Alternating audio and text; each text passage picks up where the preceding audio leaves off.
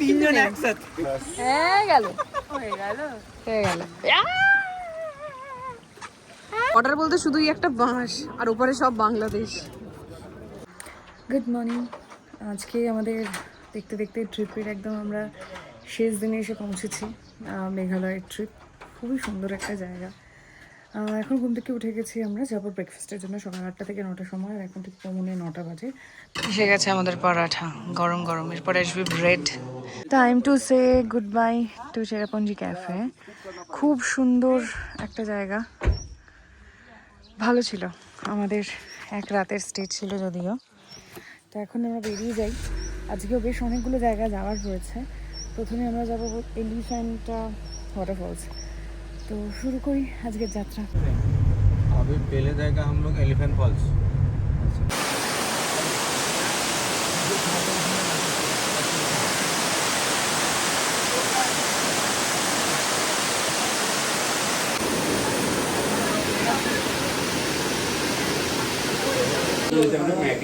Elephant false হয়ে গেছে, এবার খাচ্ছি আমরা আইসক্রিম। আমি নিয়েছি টুইন ওয়ান, ইউ নিয়েছে চকলেট, শান বলেছে খাবে না, আর অনি টুইন। ওর আইসক্রিমের ফ্লেভারটা কি হচ্ছে খাবে না ফ্লেভার, ও খাবে বাটারস্কচ। প্রচণ্ড গরম, ভালো গরম আছে। যথারীতি আজকে আমাদের লাঞ্চ তো ওরকম হবে না, মাঝখানে কিছু স্ন্যাক্স খেয়ে নেবো আমরা। তো আপাতত এই আইসক্রিমটাই খাচ্ছি।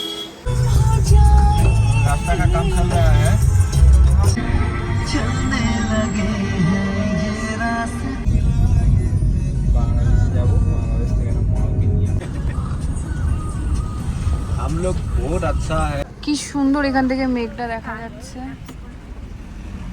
সুন্দর লাগছে। এখানে সবাই একটু দাঁড়িয়েছে, মানে আমরা দাঁড়ালাম না, এগিয়ে যাই, কিন্তু গাড়ি থেকে বসেই খুব ভিউটা সুন্দর লাগছে। তো সানডে এখানে সবাই নিজেদের মতো নিজেদের জীবনটাকে, মানে রোজের যে কর্মব্যস্ততা থেকে ছুটি দেয়। এবং এমনও আছে শিলংয়ের, তারপরে মেঘালয়ের বেশ কিছু হোটেল যারা বুকিং পর্যন্ত নেয় না, স্পেশালি চেরাপুঞ্জিতে বুকিং পর্যন্ত নেয় না। রবিবার ওরা ছুটির দিন কাটায়, সকালবেলা তারা উঠে খাওয়া দাওয়া করে। সবার এখানে কিছু না থাকুক, লোকের ঘরে ঘরে স্কুটি বাইক থাকে না, একটা করে অল্টো থাকে, গাড়ি ধোয়, গাড়ি পরিষ্কার করে। তারপরে রাত্রিবেলা সবার হয় বাড়িতে পার্টি। এটা হচ্ছে মেঘালয়ের সানডে সব ঘরে এটাই চলে, তাই মার্কেট মোটামুটি বন্ধ থাকে।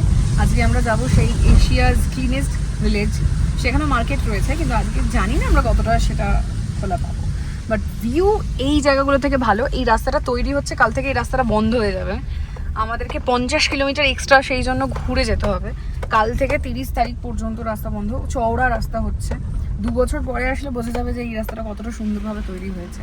আপাতত এগোই আমরা গান শুনতে শুনতে। আর ওয়েদারটা দুর্দান্ত ওয়েদার, পুরো মেঘলা, কিন্তু এইটা দেখে বোঝা যাচ্ছে না ওই ভয়ঙ্কর রাস্তা দিয়ে আমরা সেদিন রাতে এসেছিলাম।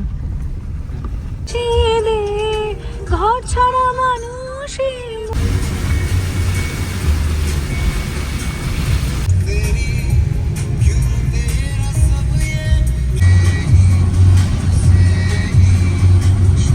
গাড়ি থেকে তো নেমে গেছি, প্রচণ্ড রোদ, এই জন্য টুপিটা পরে নিলাম। ভালো ভালো রকম রোদ আছে, গরমও আছে। আর এখানেও দেখতে পাচ্ছি সিঁড়ি দিয়ে বেশ খানিকটা উঠতে হবে। হ্যাঁ, আবার সিঁড়ি। এই যে এখানেও এন্ট্রি ফি রয়েছে 40 টাকা করে। এই যে রুট ব্রিজ, এই গাছটার শিখর এসে মিলেছে আরো সামনেটায়, আর আরো সামনে যাচ্ছি। এই যে রুট ব্রিজ, পুরোটা গাছের শিকড়, এখান দিয়ে যাওয়া যাচ্ছে, খুব সুন্দর। এই হচ্ছে প্রকৃতির সৃষ্টি, অসাধারণ। থেকে ব্রিজটা খুব ভালো পরিষ্কার বোঝা যাচ্ছে।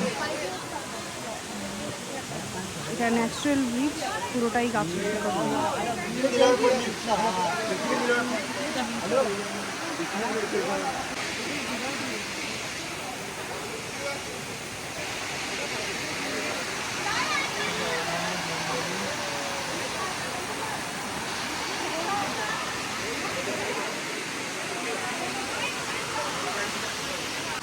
এটা দেখলাম খুব এক্সক্লুসিভ কিছু না, বাট সুন্দর। প্রকৃতির সৃষ্টি দেখতে ভালো লাগে। আর এখানে যেখানে ভালো জায়গা দেখার আছে, খুব উঁচু নিচু পাথর কেটে কেটে এইভাবে পুরো রাস্তা করা। কিছুক্ষণ আগে এখানে একজন পড়ে গেছিলো, খুব খারাপ অবস্থা। খুব সাবধানে যেতে হয় সব রাস্তা দিয়ে। প্রচণ্ড গরম। এখন আমরা নিয়েছি এরকম একটা কোল্ড কফি, ওরা নিয়েছিল একটা আমুল কুল, আর এই এক চাও মানুষ পাপড় খেতে খেতে যাবো। আর এই ক্লিনেস্ট ভিলেজ সামনেই, 5 মিনিটের ডিস্টেন্স, ততক্ষণে এটা শেষ হয়ে যাবে। এই যে আমরা এসে গেছি volume. Welcome to the cleanest village of Asia. Gram maintain করা হয়, সেই জন্য 200 টাকা করে নেওয়া হচ্ছে। সব জায়গায় এন্ট্রি ফি রয়েছে এখানে। বিশেষ করে যে এগুলো গভর্নমেন্টের নয়, সব যে লোকাল, এগুলো তো ছোটো ছোটো একটা গ্রাম, গ্রামের মানুষজন মেনটেন করে এই জায়গাগুলোকে, সেই জন্যই টাকাটা নেয়। এবং প্রত্যেক দিন কত টাকা করে কালেকশন হচ্ছে সেটা মাইকে জোরে জোরে একদম প্রচার করা হয়, যে আজকে এত টাকা খাওয়ারে কালেক্ট মানে হয়েছে, কেউ যদি স্টল দেয় স্টলে এত টাকা কালেক্ট হয়েছে, এন্ট্রি ফি এত টাকা কালেক্ট হয়েছে। লাখ লাখ টাকা রোজগার পার ডে কিছু কিছু জায়গায় এমন রয়েছে। অবভিয়াসলি এটা তো সব থেকে বেশি ডিমান্ড। আমি মানে পার্কিংটা দেখলে বোঝা যাবে যে এত মানুষ এসছে। এই গ্রামটা প্রায় 1.5 কিলোমিটার মতো, তার মধ্যে সব কিছু রয়েছে। দেখা যাক কতটা পরিষ্কার। আজ রবিবার, তাই সব দোকান বন্ধ। আর এখান দিয়েই শুরু হচ্ছে এশিয়াজ ক্লিনেস্ট ভিলেজের। চারি প্রচণ্ড গরম, চুলটুল একদম বেঁধে যাচ্ছি। ভালো রকম রোদ, সবাই ছাতা নিয়ে বেরিয়েছে। আমাদের ছাতা হাতের কাছে ছিল, আর ক্যারি করতে ইচ্ছা করলো না, তাই এগিয়ে চললাম। একটা স্কাই ভিউ পয়েন্ট ছিল, বিশাল বড় একটা বাঁশের সিঁড়ি, 40 টাকা করে নেবে, তারপরে উঠতে হবে। আমরা যাইনি, অনেক একটা উঁচুতে উঠতে হবে। আবার আমরা এদিকে চলে যাচ্ছি। এখানটা গোল এরকম কেন করা আমরা জানি না। গ্রামে এখন একটা ঘর চোখে পড়লো না, উল্টো দিকে হাঁটা শুরু করেছি এবার। তো আমাদের ব্যাটারি ডাউন। ডিসকভারিতে বিয়ার বাইসেপস বলবো না আমি, আর আগেবারে বলেছিলাম বিয়ার বাইসেপস। তো বিয়ার গ্রিলস বাংলাদেশ থেকে এখানে, ওই কোন নদীটা, একটা নদী বয়ে চলে ডাউকি নদী থেকে না, ডাউকি নদী দিয়ে বাংলাদেশ থেকে এখানে এসেছিল। এখানে এসে এই ভিলেজটা আবিষ্কার করেছিল এবং আমার মনে হয়েছিল এটা ক্লিনেস্ট ভিলেজ, তাই জন্য এটাকে আখ্যা দেওয়া হয়েছে। তারপর থেকে এখানে হয়ে গেছে প্রচুর হোমস্টে। মানে এখানে এটাকে কে ভিলেজ বলবে, কে ভিলেজ বলবে এটাকে ভিলেজ? এই একটা ঘর পড়ে আছে, পাগলের মতো অবস্থা। 1.5 কিলোমিটার কে হাঁটবে? আমরা তো হাঁটবো না, আমরা এখান থেকে ফিরে যাবো। আমি দূরে শুধু একটা সুন্দর চার্চ দেখতে পাচ্ছি, কিন্তু ক্ষমতা নেই বিশ্বাস করুন হাঁটার মতো। এই হচ্ছে ভিলেজের ভিতরে জায়গাটা। একটু আমরা দম নিয়ে ভাবলাম চার্চ আছে যে একটু দেখি এখনো যা কি এমন আছে। হোমস্টে প্রচুর আছে, হোমস্টেতেই এখন ভিলেজটা ভরে গেছে। ভিলেজের ঘর আর নেই, সব হোমস্টে হয়ে গেছে। Business, it's all about business. अच्छा लग रहा है विलेज? ये विलेज कहाँ है? ये तो होम स्टे ही होम स्टे है। ये विलेज है, विलेज यार কি হচ্ছে? শুধু হোমস্টে, সব ঘরে ঘরে একটা করে গাড়ি। আমি কোথায় একটা গ্রামের ঘর, মানে হয়তো ছিল নিশ্চয়ই এক সময়, সব কিছু মানুষজন দেখতে এসছে, পপুলার হয়েছে, হয়ে গেছে হোমস্টে পরপর সব। মানে গ্রামের বাড়ি যেটা হয় আর কি, পাহাড়ি গ্রাম তো আমরা এর আগে দেখেছি, সেখানে ঘর বাড়ি যেরকম সেরকম সত্যি বলছে এখন অব্দি চোখে পড়লো না। 1.5 কিলোমিটার হাঁটার মতো ক্ষমতাও নেই এখন। হ্যাঁ, তো বেকার একটা শুধুমাত্র পরিষ্কার গ্রামের কারণে আমরা বেকার কষ্ট করলাম। প্রচণ্ড গরমের মধ্যে পুরো যেতেও পারিনি, আর কিছু নেই হোমস্টের কারণে, যেটা আগে বললাম। খাওয়ার প্রচণ্ড খিদে পেয়েছে। এখানে যে একটা রেস্টুরেন্ট আছে সেগুলোতে এত লোকজন, এবং যারা বড় বড় মানে ট্যুর অ্যান্ড ট্রাভেল থেকে এসছে গ্রুপ প্রায় 60-70 জনের খাবার দেওয়ার জন্য, সেটাও পসিবল হলো না। তো আমরা এগিয়ে যাচ্ছি, আর জানি না এরপরে কোথায় খাবার পাবো, মানে সেটা একটা ব্যাপার। কিন্তু যেটা আমি যে কারণে মোবাইলটা অন করলাম সেটা হচ্ছে, বারবার আমরা যে জায়গাগুলোতে যাচ্ছি ফেফের সঙ্গে কিছু কম্পেয়ার করতে পারছি না।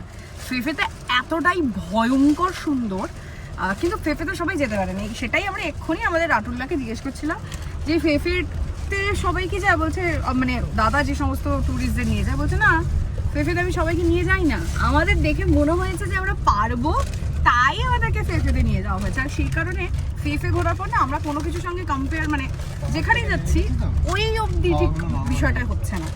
ফেফে যেতে গেলে ফিজিক্যালি মারাত্মক ফিট হবে, মারাত্মক। কিন্তু ওটা ট্রেক করার পর যেন আমাদের পায়ে করে লাগছে তা না, কিন্তু এই ট্রেকিংটা সাংঘাতিক একটা ট্রেকিং ছিল। যাই হোক, আমরা দেখি এবার কি করি, কোথায় খাবার পাই। আপাতত আমাদের কাছে একটু চিপস টিপস ছিল, এগুলো খেয়ে একটু সময় কাটাতে হবে, মানে পেটটাকে ভরাতে হবে। মানে একদম বর্ডারের কাছে এসে গেছি, পুরো এরকম ফেন্সিং করা। জাস্ট একটা ছোট্ট জায়গা দেখতে পেয়েছিলাম যেখান থেকে পুরো বাংলাদেশটা, বর্ডারটা একটা ছোট নদী, সরু নদী, তার ওপারই বাংলাদেশ, এরকম পুরো ফেন্সিং করা। ফেন্সিং কা উস পার বাংলাদেশ। ওই ছবি তুলছে বাংলাদেশের সাথে, এই যে পুরো ফেন্সিং করা একদম সামনে থেকে পুরো, আর ফেন্সিং এর ওপারটাই বাংলাদেশ। তোর মাঝ সবার ঘড়ির সময় চেঞ্জ হয়ে গেছে, আর রবি সিম চলে এসছে। ঘড়িতে অরিজিনাল ইন্ডিয়ার টাইমটা দেখা 3:40, আর বাংলাদেশের টাইমটা 4:09।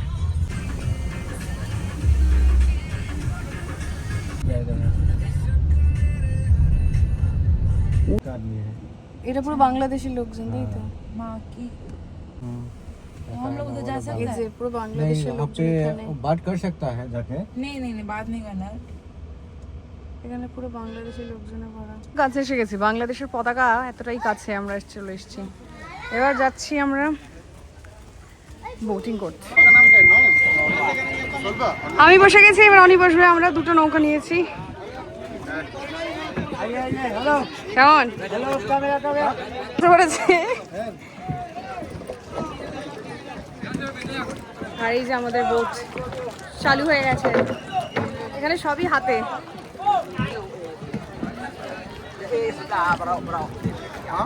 হ্যাঁ, এইটা বাংলাদেশ, আর আমরা এখানে। এখানে কিন্তু কাঁটা তার নেই, জলের মধ্যে কোনো ব্যারিকেড নেই, কোনো ফেন্সিং নেই। এটা অন্যরকম অনুভূতি। শুনেছিলাম যে ডাউকি নদী খুব পরিষ্কার, একেবারে নিচটা বোঝা যায় যে নৌকোর ছায়াটা পড়ে, বাট সেরকম একটা সময় আমরা অন্তত পক্ষে আসিনি, বা হয়তো ছিল এক সময়, এখন অপরিষ্কার।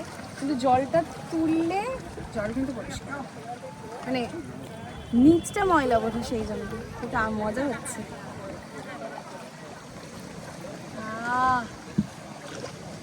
শান্তি।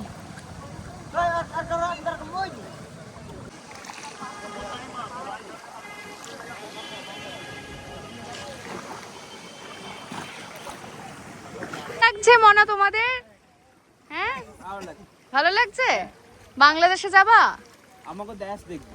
আমাগো দেশ। এই যে আমরা এখন একসাথে মোটামুটি আছি, কিন্তু নো লাইফ জ্যাকেট। এই লাগিয়ে দিয়েছে। লাগিয়ে দিয়েছে। তো কোনো লাইফ জ্যাকেট তিনজন একসাথে। হ্যাঁ, হয়ে গেল। স্যান্ডউইচ অনেক পরিষ্কার। হ্যাঁ, এই জলটা অতটা পরিষ্কার না। এই জলটার যে ছবি দেখেছি ভাই, মানে ভিডিও এখানে ব্রিজ বানাবে বলে কাজ চলছে কনস্ট্রাকশনের। এই জলগুলো নিচে মানে মাটিটা নিচে আসছে বলে জলটা পুরো ঘোলা হয়ে গেছে, তার মধ্যে বৃষ্টি হয়েছে। নইলে এই জলটা অনেক পরিষ্কার থাকে। এখানে তাও একটু পাথর দেখা যাচ্ছে, এখানে তো একদমই নোংরা। হ্যাঁ, ওই ধারের কাজগুলো একটু পরিষ্কার পাথর আছে না, ওই জন্য। ওই দেখ একটা গুহা, ওখানে কে থাকে? দুবাই। ও আচ্ছা, জওয়াই কা রাস্তা। वो वहाँ कोई रहता है क्या?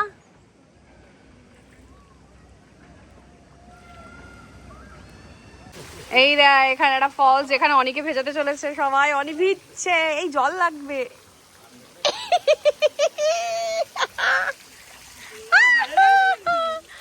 ভিজেছি, ভালো জল পড়েছে,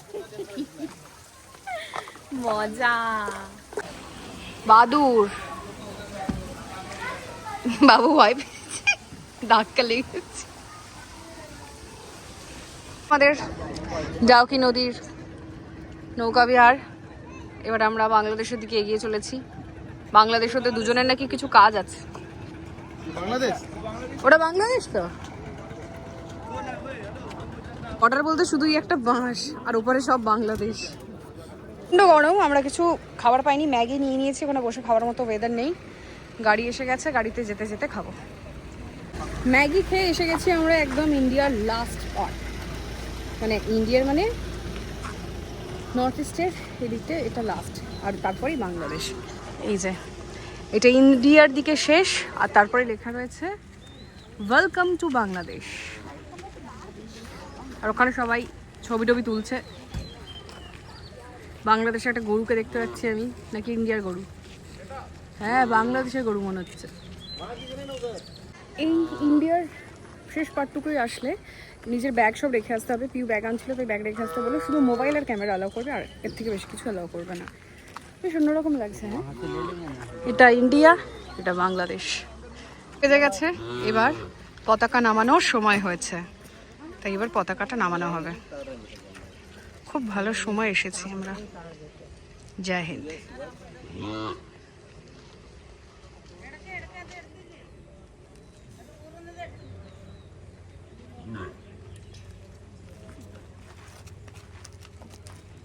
এটা কিন্তু কাঁধে রাখবে ওরা। হ্যাঁ,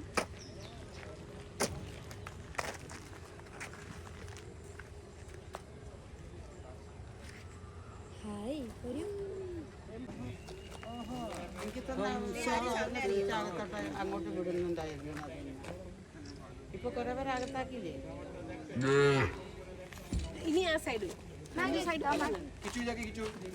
ഇനി ആ വെളിയിൽ ഇറങ്ങിയിട്ട് എടുക്കാം.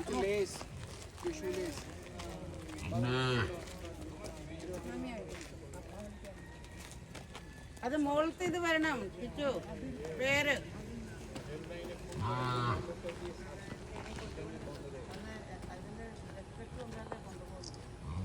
তো আমরা এসে গেছি ডাউকি ভিউ গেস্ট হাউস। এসে রুমে আমরা চেক ইন করে তাড়াতাড়ি ব্যাগপত্র খুলে নিয়েছিলাম, প্রচণ্ড এক্সস্টেড। আমরা চেঞ্জ করবো বলে একদম আগে তো ফ্রেশ হয়ে নিয়েছি, সত্যি কথা বলছি। এবার একটু ভালো লাগছে, এত গরম, সারাদিন এত ঘেমেছি না, একটু ফ্রেশ না হলে চাপ আছে। আর এখন দেখছি বেশ বিদ্যুৎ চমকাচ্ছে। আর এই হচ্ছে আমাদের ডাউকি ভিউ গেস্ট হাউস। ভালো করে দেখাই, এই যে খুব সুন্দর, খুব সুন্দর। মানে টাচ উড বলছে এই ট্রিপে যে কটা হোটেলে থেকেছিলাম আমাদের সবটাই এজেন্সি মারফত বুকিং করা। তোমরা চাইলে ইন্ডিভিজুয়ালি করতে পারো। ডাউকি ভিউয়ের জানি না আমি কীভাবে আলাদা করে বুকিং হয়, বাট খুব ভালো প্রপার্টি, খুব সুন্দর। আমাদের রুম হচ্ছে এইটা, সায়নরা এই রুমটায় আছে, আমরা এই রুমটায় রয়েছি। রুম তো ভেতরটা দেখেই নিয়েছি, খুবই ভালো, সব কিছুই রয়েছে।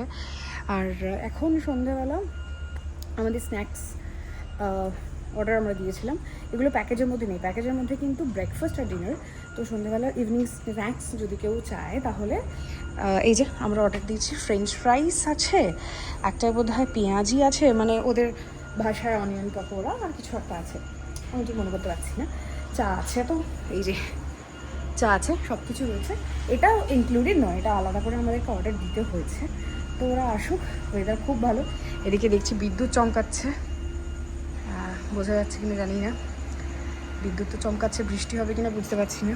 এমনি ভালো হালকা হাওয়া দিচ্ছে, ঘরে এসি চলছে। আর হ্যাঁ, এসি বলতে মনে পড়লো, সরি, ডাউকিতে গেলে এসি রুম বুক করবো। আমরা কিন্তু সবগুলো নন এসি বুক করেছিলাম, বাট ডাউকিতে আমরা এসি বুক করেছিলাম। খুব ভালো গরম, চেষ্টা করবে ডাউকিতে যদি কোনো দিন আসো, মানে অবভিয়াসলি নভেম্বর টু ফেব্রুয়ারি নয়, বাট আদারওয়াইজ ভালো বিদ্যুৎ চমকাচ্ছে। তো এইসব বাকি সময়টার জন্য এসি পারফেক্ট। আপাতত আমরা একটু চাটা খাই, ওরা বাকিরা তিনজন আসুক, ওরা সবই বাকিরা ফ্রেশ হচ্ছে, আমি হয়ে গেছি আগে, এবার আসুক ওরা। এই আমাদের সন্ধ্যে স্ন্যাক্স, দুধ চা, মানে আমরা দুধ চা খাচ্ছি, পিউয়ের লিকার চা, অনিয়ন পকোড়া, এখানে আছে ফ্রেঞ্চ ফ্রাইজ, আর ওটা আছে ভেজ পকোড়া। এই হোটেলটা কমপ্লিটলি ভেজ, নো মাছ নো চিকেন, কিন্তু পেঁয়াজটাও অ্যালাউ করে। আমাদের ডিনার এসে গেছে, আমি আর খুলে কিছু দেখাচ্ছি না। আছে ভাত, ডাল, আলু জিরা, আলু গোবি, ডাল তো এইগুলোতে আছে, আর একটা হচ্ছে পনির, যেহেতু কমপ্লিট ভেজ। তো আমরা খেয়ে নেবো। গন্তব্যও কটা আছে? আমরা এত খেতে পারি, 4টে তো মানুষে, লজ্জা। ডিনারের পর প্রায় আমরা 7 থেকে 8 রাউন্ড খেললাম। এখন ঘুম পাচ্ছে, 10:30 মতো বাজে, ঘুমিয়ে পড়ি, কালকে আবার সকালে উঠবে।